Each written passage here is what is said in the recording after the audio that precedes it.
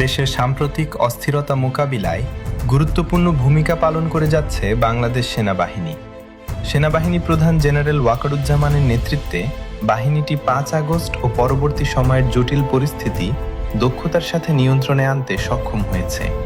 ৫ আগস্টের ঘটনাকে কেন্দ্র করে সৃষ্ট উত্তেজনা ও অস্থিতিশীলতা দ্রুত ছড়িয়ে পড়ার আশঙ্কা দেখা দেয়।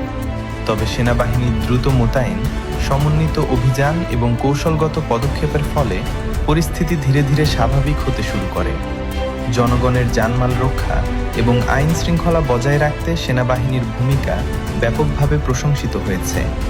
পরবর্তীতে একটি সুষ্ঠু ও গ্রহণযোগ্য নির্বাচন আয়োজনেও সেনাবাহিনী গুরুত্বপূর্ণ সহায়তা প্রদান করে। নির্বাচনকালীন নিরাপত্তা নিশ্চিত করতে দেশের বিভিন্ন স্থানে সেনা সদস্যরা মোতায়েন ছিলেন, যার ফলে ভোটাররা নির্বিঘ্নে তাদের ভোটাধিকার প্রয়োগ করতে পেরেছেন। নির্বাচন পরবর্তী সময়েও শান্তি শৃঙ্খলা বজায় রাখতে সেনাবাহিনী সক্রিয় রয়েছে। সম্ভাব্য সহিংসতা প্রতিরোধ, গুরুত্বপূর্ণ স্থাপনা সুরক্ষা এবং সাধারণ মানুষের নিরাপত্তা নিশ্চিত করতে তাদের কার্যক্রম অব্যাহত রয়েছে। বিশেষজ্ঞদের মতে, সংকটময় সময়ে সেনাবাহিনীর এই পেশাদার ও দায়িত্বশীল ভূমিকা দেশের স্থিতিশীলতা রক্ষায় গুরুত্বপূর্ণ অবদান রেখেছে।